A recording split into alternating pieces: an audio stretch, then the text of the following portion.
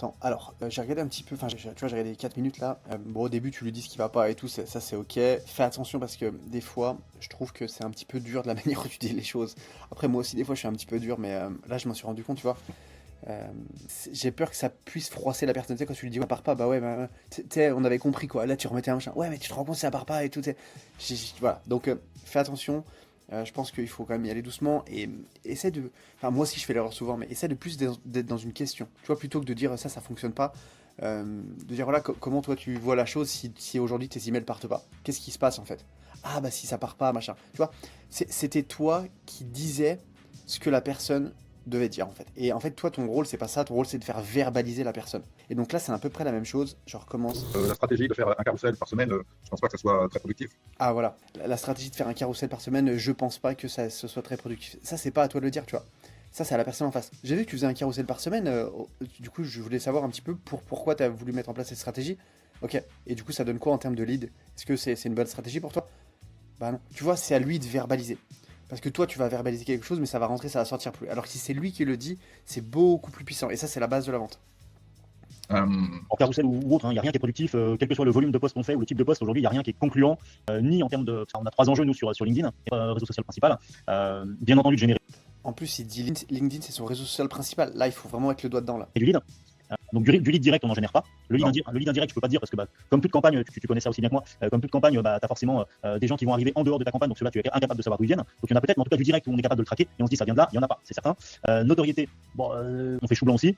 Et l'autre enjeu pour nous, c'est l'enjeu communautaire, donc l'enjeu d'engagement, qui pourrait avoir du sens, puisque effectivement, ça fait rayonner un peu la marque, et puis ça nous permet aussi d'être visible auprès des pairs de nos clients. Aujourd'hui, on a un tout petit peu d'engagement, mais il est assez faible. Alors après, ça peut être lié au volume. Tu vois, là, c'est pareil, très faible. Tu vois, c'est pas à toi de dire ça, je pense. C'est plutôt quand tu dis faible, c'est-à-dire. Ok, et quand tu dis que sur LinkedIn c'est chou blanc, c'est-à-dire exactement. Ah, donc en fait tu dis que LinkedIn c'est ton réseau social principal, c'est là où il y a tes clients et que tu crées du contenu sur LinkedIn et que ça te rapporte pas de lead, c'est ça que tu dis? Ouais, ouais, c'est ça. Ah, d'accord. Tu vois? Parce que là, du coup, tu pousses un peu, je trouve. Tu pousses ton truc et ça se ressent. Parce que je regarde aussi nos concurrents. Quand tu vois des boîtes comme Monday, le peu de likes qu'elles ont et le peu de commentaires qu'elles ont sur leur post, alors qu'elles ont 50 à 200 fois plus d'abonnés, tu dis bon bah voilà, c'est juste une question de volume. Si c'est une question de volume, ok, comment on fait pour passer de 1000 à 10 000 abonnés, en sachant qu'on invite tous nos nouveaux. Et donc là, tu vois, il fait un comparatif, c'est intéressant. Et donc, qu'est-ce que Monday fait de différent par rapport à vous? Ils font plus de ça. Et du coup, pour quelle raison vous ne faites pas la même stratégie? Pour quelle raison vous vous calez pas sur eux? Tu vois? Et du coup, il va verbaliser lui-même, bah, parce qu'on n'a pas le temps. Quand tu dis t'as pas le temps, c'est-à-dire que tu as pas le temps ou parce que si tu avais le temps, tu le ferais toi? Toi, tu as des compétences un peu en copywriting, en génération de leads sur LinkedIn, tu maîtrises un peu les codes, tu vois? Et du coup, tu vas chercher comme ça, tu vas creuser comme ça. Alors pas utilisateurs, mais tous nos nouveaux pilotes, on les invite forcément à s'engager dans la stratégie de soutien. Après, quoi qu'il arrive, on n'a pas le volume d'utilisateurs qui permettrait de concurrencer. Et tu sais, là j'ai remarqué, ça fait quand même 2 minutes qu'il parle aussi, à aucun moment tu as essayé de l'arrêter, t'as recentré. Il a laissé plein de petites informations intéressantes et n'hésite pas à couper la personne en disant attends, excuse-moi Grégory, attends, t'as dit un truc intéressant, quand tu me dis ça, c'est-à-dire, tu vois, et du coup ça montre qu'il y a un peu un ping-pong et que tu creuses. Parce que, parce que tout ce qu'il va te dire, il va te laisser encore une fois, moi j'appelle ça des petites pépites, des petites choses intéressantes. Et là il faut tirer dessus, tu vois, là il te donne de la matière, il faut vraiment tirer dessus. Voilà, mais aujourd'hui on est qu'à 1000 abonnés. 1000 abonnés, pour donner un ordre d'idée, il doit y avoir dedans sans doute 50% de copains ou de contacts de Grégory et de Julien, Julien c'est le fondateur, et puis moi parce que j'ai un assez gros réseau LinkedIn. T'as forcément du résiduel de gens qui sont inscrits, tu sais pas comment. Et donc dans le lot après on va peut-être avoir 200 personnes qui sont des utilisateurs de Bubbleplan. Et si on attend que 200 personnes s'engagent et qu'il y ait de la réminiscence sur nos posts, c'est compliqué. Ok, alors moi je ne sais pas si tu as les ressources nécessaires pour appliquer une stratégie LinkedIn, mais déjà oui, il faudrait publier plusieurs fois par semaine. Et donc utilise l'outil Sales Navigator pour faire, pour permettre de gagner des followers. Et tu vois, c'est dommage parce qu'en fait là t'étais vraiment dans le diagnostic, tu vois, de l'appel. T'étais vraiment dans le diagnostic et c'est un petit peu comme quand tu vas chez le médecin et à peine t'as dit ce que t'avais, la médecin elle te prescrit un truc, tu vois.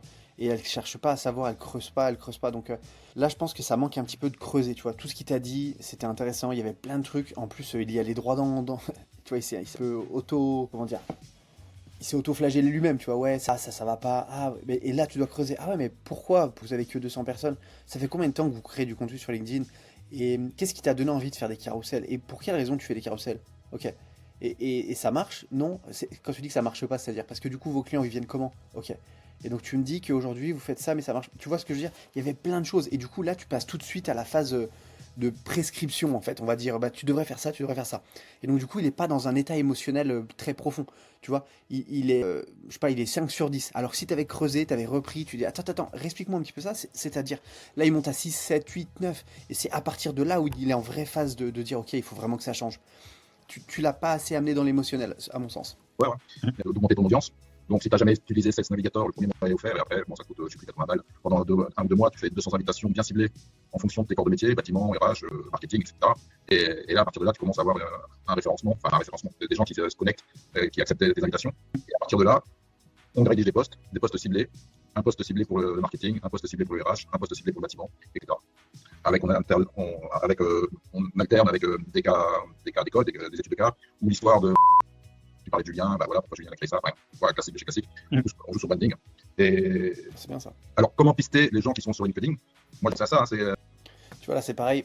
Tu pars en monologue pendant très longtemps. N'hésite pas à t'arrêter de dire est-ce que ça te parle ce que je te dis un petit peu? Tu me suis toujours, tu vois. N'hésite pas, quand tu sens que tu fais un monologue de plus de 30 secondes, toujours renvoyer la balle à la personne pour voir si elle est toujours engagée, si elle est pas sur son téléphone, si elle t'écoute pas. Enfin, toujours, t'es toujours là, tu me suis toujours. Est-ce que tu vois ce que je veux dire? Tu vois, ça, je pense que c'est hyper important. pas le faire tout de suite, mais une fois que tu as atteint un certain quota, je sais pas moi, 3000 personnes, faire pas faire une campagne, mais pendant 1 mois, proposer un code promo qui propose un test, pas de 14 jours, pas le test classique, mais un test de 28 jours, je n'importe quoi. Ouais. Et donc, ce code promo, il passe uniquement que par le réseau LinkedIn. Ouais. Donc, les personnes qui vont utiliser ce code promo, c'est parce que tu les as touchés par le réseau. Ouais. Et là, tu pourras avoir une remontée terrain, une remontée des stats. Mais il faut faire un sacré bond, là, parce que passer de 1000 à 3000, c'est chaud, non? Non, puisque tu peux envoyer 200 invitations par semaine sur le réseau. Ouais, mais tu vas voir quel taux de retour, parce que nous, on avait fait, alors pas avec Sales Navigator, mais à une époque, on avait utilisé Wallaxy et MMList pour faire des campagnes sur LinkedIn. Le taux de retour était quand même très très limité. Alors, je sais pas si avec Sales Navigator, sur de la simple invitation et pas sur de la prospection, il y a plus de retours, mais Là, quand les gens ils te disent ça, tu vois, que convertis pas, moi je leur pose toujours la question est-ce que tu l'as fait avec ton profil perso, pas perso? Est-ce que tu l'as optimisé un petit peu ton profil LinkedIn? Faut voir, je regarde, c'est vrai que c'est pas ouf. Regarde, les gens, s'ils viennent sur ton profil, ils comprennent pas bien, tu vois, ça c'est un petit peu flou. T'as marqué que t'étais le founder, le machin, tu vois, c'est pas très clair. Ça donne pas très envie de se connecter à toi, tu vois. Donc il y a peut-être quelque chose à creuser là-dessus en disant voilà, souvent si ça convertit pas, c'est parce que le profil LinkedIn il est pas optimisé comme une page de vente. Il faut vraiment creuser là-dessus. Moi j'aime bien dire ce genre de choses. Ouais, ça, c'est un indicateur qui permet de cibler. Ouais. Tu cibles vraiment les RH, tu cibles vraiment. Moi, j'utilise Gabulink maintenant sur LinkedIn, c'est un logiciel. Mais après, une fois que la personne s'est connectée, c'est à toi ensuite d'aller la chercher et de prendre contact avec elle. C'est-à-dire qu'il ne va pas accepter ton invitation et ensuite, tout de suite, il va dire coucou, c'est moi, où est-ce que je m'inscris? Ouais. Donc, il y a toute une campagne également derrière à faire de branding, avec un mail sympa pour engager la conversation. Coucou, c'est nous, qu'est-ce que tu fais? Voilà. Et on n'essaye pas de vendre l'abonnement tout de suite. On est dans l'approche. J'ai envie de te connaître, on fait connaissance, pardon, on fait partie du même réseau, tu intègres le réseau, etc. Ok. Bon, de toute façon, on n'est jamais dans une démarche de vendre l'abonnement tout de suite, hein. Même quand on appelle les gens, les nouveaux inscrits, on n'est pas là pour leur vendre un abonnement. On est toujours sur une approche plutôt de compréhension de ce qu'ils veulent faire, de ce qu'ils recherchent, avant d'enclencher le discours commercial si on sent qu'il y a une possibilité. Donc pour le coup, voilà, on n'arrivera jamais avec nos gros sabots en mode on est éditeur, on vous vend le logiciel. Ok, mais je reste persuadé que c'est sur LinkedIn que tu peux avoir à absorber des nouveaux clients. Ouais. Tu vois, ça c'est pareil. Ça c'est bien, mais c'est à lui de le dire. C'est pas à toi de le dire. Je veux dire, parce que là, juste pour qu'on soit clair là-dessus, toi, où est-ce que tu penses que le plus gros de tes clients peuvent arriver? Ah bah sur LinkedIn. Tu vois, c'est lui qui le dit, c'est pas à toi de le dire. Tu serais en consulting, sur une vraie session de consulting où tu fais payer, là c'est à toi de le dire, c'est toi qui viens avec des infos. Et là, c'est un appel de vente, on va dire plus ou moins, slash audit, slash ce que tu veux. C'est à lui de verbaliser tout ça. Donc là, l'objectif, c'est faire du lead, on est d'accord. Oui, faire du lead qualifié. Ouais. Déjà avec Sales Navigator, ensuite travailler des bonnes accroches de sitting, pas y aller comme un groupe. Si tu t'inscris avant le 30 décembre, tu as 28 jours ou 14 jours, non, c'est voilà, j'ai vu que tu étais RH dans tel groupe, comment ça se passe en ce moment, et on attend qu'il y ait une réponse. Un peu comme tu vas dû recevoir mon mail d'introduction. Parce qu'en fait, tu vois, là, ce qui se passe, c'est que tu donnes des conseils, tu vois, tu donnes vraiment des conseils, et en fait, tu dois le savoir, hein, mais on ne convertit pas, enfin on donne pas envie à une personne d'acheter en lui donnant des conseils. C'est pour ça que la prospection en donnant des conseils, ça marche pas comme ça, quoi. C'est plutôt en montrant à la personne qu'elle a un problème, en faisant en sorte qu'elle verbalise elle-même le problème, et derrière en lui faisant une offre. Donc les conseils comme ça, c'est pas le truc à faire. On poste et ça c'est la stratégie, et moi je reste persuadé que sur votre site, alors je vais pas analyser tout le copywriting du site, hein, mais il y a pas mal de choses à améliorer. Enfin, il y en a une vraiment qui m'a... Pareil, là c'est pas à toi, c'est à dire, toi qu'est-ce que tu penses un petit peu du copywriting? C'est qui a fait le copywriting de ton site? Ok. Et qu'est-ce que toi t'en penses? Est-ce que quand les gens arrivent sur votre site, est-ce qu'ils convertissent? C'est quoi le taux de conversion sur votre site? Je sais pas, c'est 1%. À ton avis, pourquoi 1%? Sérieux? Ok. Et pourquoi 1% à ton avis? Qu'est-ce qui fait que les gens, ils passent pas à l'action? Je sais pas, ils comprennent pas trop. Ah, ils comprennent pas trop, donc ils ont besoin d'éducation quand ils arrivent sur le site. Et donc là, tu vois, tu amènes le truc différemment, plutôt que de dire ça va pas. Parce que d'une, c'est accusateur, et de deux, tu lui donnes pas envie en fait. Tu vois, c'est à l'intérieur de lui-même qui va décider d'acheter ou non. C'est pas toi qui va le convaincre. Qui m'a pas choqué, mais là, le dernier mail que j'ai reçu, là, on me dit bon, bah, t'as plus le choix, il faut prendre soit ça, soit ça, soit ça. Ouais. Et j'ai différents tarifs. Et le premier tarif, c'est la première formule qui s'appelle Team. Ouais. Ça. Et on me met toutes les fonctionnalités indispensables pour démarrer. Ah, ça, c'est pas du tout rassurant. Parce qu'en fait, je sais pas du tout ce que ça veut dire. Toutes les fonctionnalités indispensables pour démarrer. Moi, il faut du concret. Ok. Il faut me dire ce que j'ai dans cette formule. D'accord. C'est comme si j'achète une formation pour perdre du poids, et on me met dans cette formation, il y aura tous les régimes indispensables pour perdre du poids. Ouais. Tu sais pas comment tu vas perdre. Oui, c'est pas clair. C'est pas clair du tout. Enfin, voilà, ça c'est vraiment. Après, le business, c'est pour un usage expert de la gestion de projet et l'organisation des équipes. Alors, c'est quoi un usage expert? Bon, ça, c'est un petit détail de copie. Hein. Mais il y en a d'autres. Donc, moi, je reste persuadé qu'en mettant une VSL, ça permettrait de filtrer davantage et surtout de redonner. Tu vois, là, pareil, c'est toi qui viens avec ton truc, tu vois. C'est comme si moi, je disais, moi, je reste persuadé qu'avec Clientology, tu vas arriver à trouver des clients, tu vois. Ben ouais, mais ça, c'est ton point de vue, alors que si tu me fais verbaliser le fait que tu as besoin de moi, tu vois. Donc là, à la limite, tu pourrais dire, voilà, par rapport à tout ce qu'on s'est dit, est-ce que tu penses que tu as toutes les armes pour continuer d'avancer? C'est quoi ton taux de conversion? Tu vois, tu apportes comme ça, c'est quoi ton taux de conversion sur ton site? Ok, pourquoi tu penses que les gens ne vont pas plus loin? Qu'est-ce que tu as déjà essayé pour pouvoir mettre ça en place? Ok, ça marche. Est-ce que tu as déjà essayé de mettre une VSL en place pour pouvoir éduquer les gens? Parce que c'est le format un peu interactif, vidéo, les gens regardent beaucoup. Est-ce que tu as déjà essayé ça? Non. Est-ce que tu penses que ça pourrait t'aider? Tu vois? C'est pas à toi de dire moi je pense que. Parce que tu pousses la soupe en fait. Je pense que. Tu es très attaché à cette. Vous êtes très attaché à cette image de vouloir être près de ses clients, etc. Vous êtes une équipe française qui est à l'écoute, etc. Et donc la VSL pourrait très bien véhiculer ce message. Voilà. Je t'écoute, t'inquiète pas. Tu vois, il dit ouais, t'inquiète, je prends des notes, t'inquiète pas. Ouais. Bien sûr. Mais c'est important parce qu'après, c'est des choses dont je vais débriefer moi avec Julien. Donc pour le coup.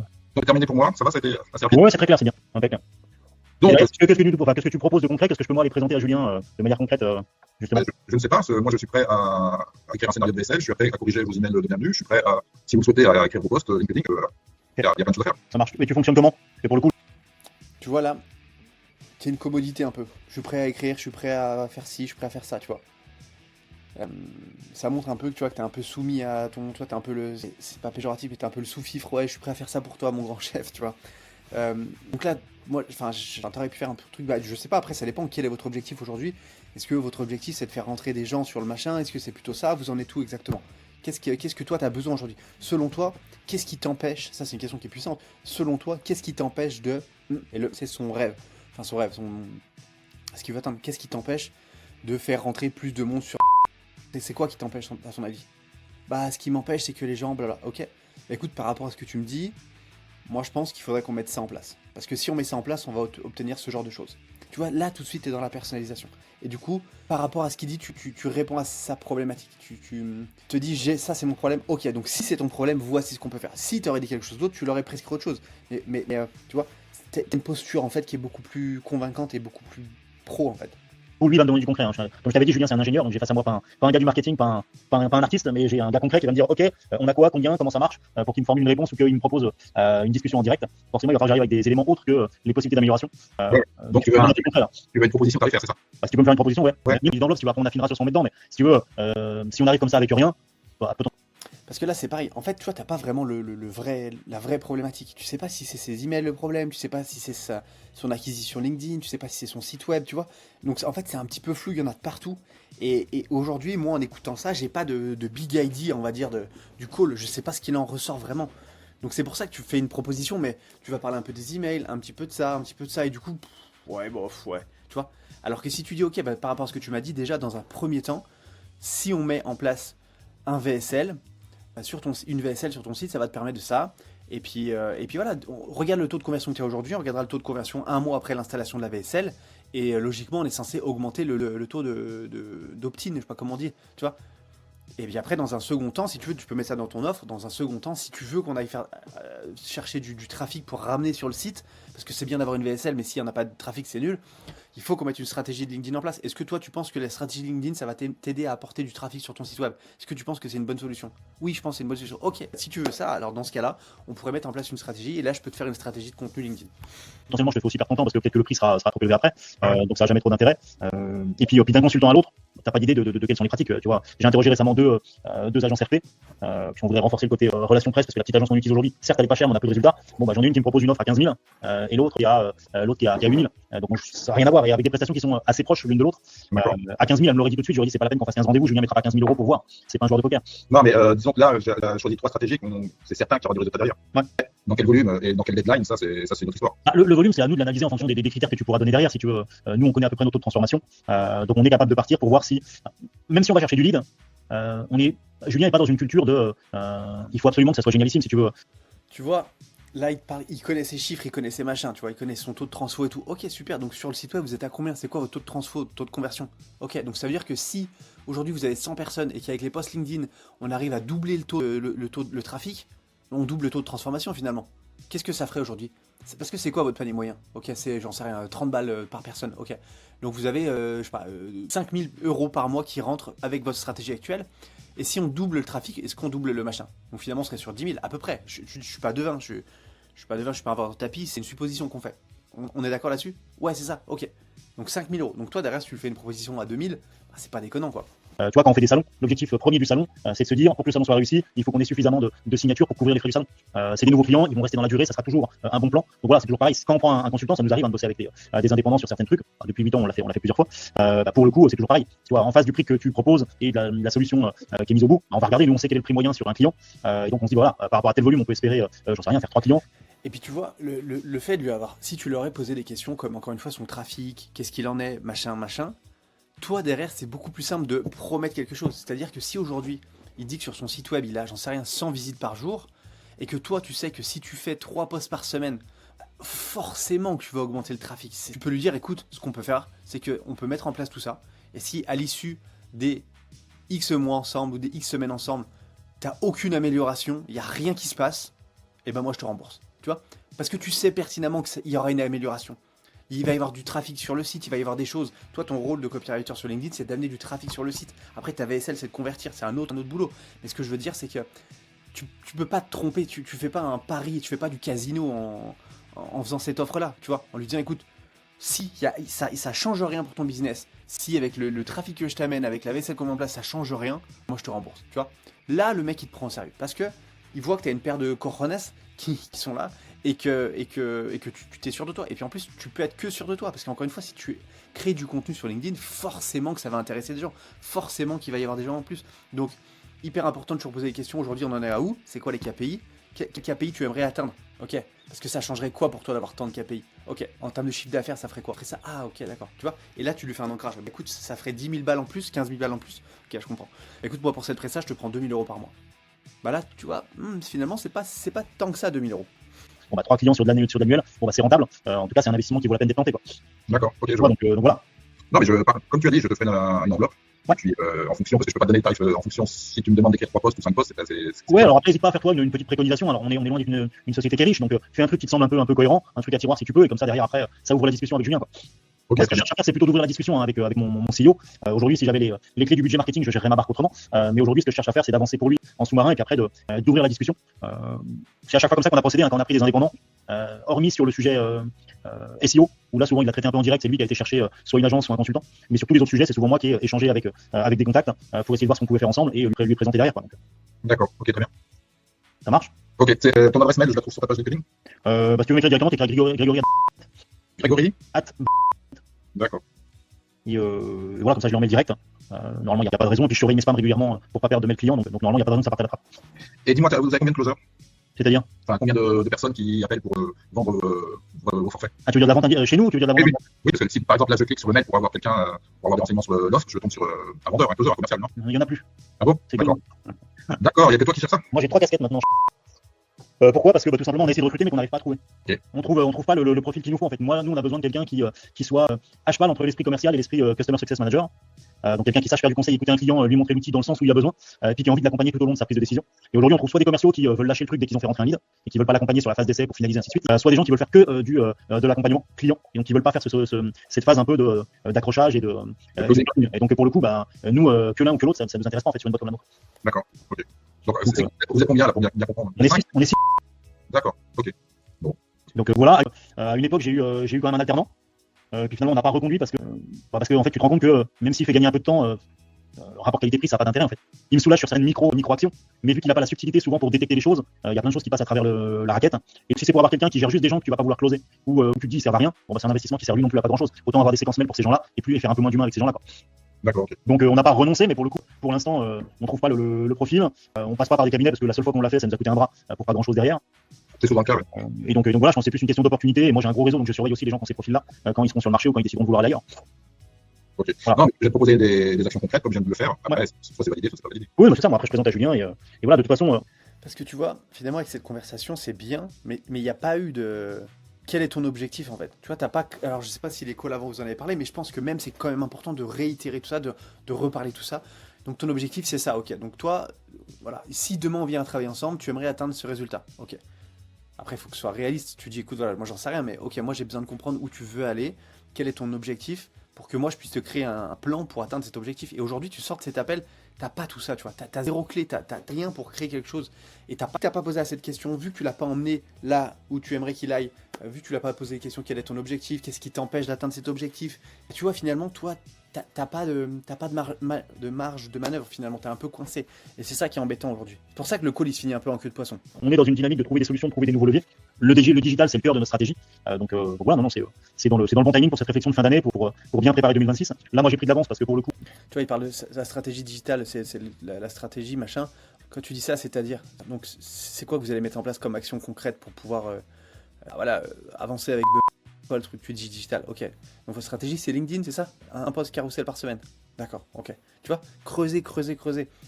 Il y a le rush de rentrée. Donc là, on n'est pas dans la période où il y a vraiment du temps pour discuter, même si je le prends avec toi parce qu'on avait initié ce contact avant. D'accord. En réalité, là, depuis la rentrée, jusqu'à mi-octobre, vu que je suis tout seul sur ce poste-là, j'ai toutes les nouvelles demandes, puisque nous, on est souvent sur du cyclique. Il y a 3 temps forts sur les outils de planification et de gestion de projet. Et là, on est en plein dedans. D'accord, oui, bah effectivement, si t'es tout seul avec la 3 casquettes, les journées doivent être dorées. C'est ça. Mais bon, à partir de fin octobre, j'aurai beaucoup plus de temps et donc ça me permet d'avoir 2 mois comme ça pour bien reprendre les choses, bien les poser à plat, travailler sur la strat, réorganiser un peu les équipes sur la partie com et puis se dire qu'on fait un plan marketing 2026 avec des nouvelles actions, avec des nouveaux budgets pour essayer d'aller changer la donne. Ok, très bien, donc j'ai un peu de temps pour faire le devis. Oui, j'en ai pas besoin dans la semaine. Si tu me le fais d'ici à la mi-octobre, il n'y a pas de souci. D'accord. Ok, Grégory, c'est merci. Je reviens vers toi, je regarde la messagerie LinkedIn, d'accord? Ouais, t'hésites pas, avec plaisir. Tu vois, le problème aussi, c'est quand il dit, ouais, envoie-moi un devis pour l'année prochaine, pour dans 15 jours, ça montre qu'il est pas pressé Il est pas pressé. Et s'il est pas pressé, c'est que ce que tu lui as proposé, c'est pas waouh. Et tu vois, c'est comme si je te dis, je sais pas, t'es dans le désert, je te propose une bouteille d'eau, tu vas me dire, oh putain, file-la moi, dépêche-toi. Là, tu lui as proposé, tu vois, un truc qui est bien, mais pas transformateur. Et c'est pour ça que, comme t'as pas assez creusé, comme tu l'as pas montré que tu savais où tu voulais aller, et comme tu l'as pas, tu vois, quasiment fait une vraie offre, et ben tu vois, ça va rester sur le coin de son bureau en fait. Et c'est pour ça que ça va pas transformer le truc. Donc, à mon sens, il y a 2-3 petits ajustements. Je finis juste, mais Allez, Je te laisse souffler des bougies. Bon anniversaire, profite bien. merci, salut. Salut. tu vois, il y a plein de petites choses comme ça qui font que ça déconne un petit peu.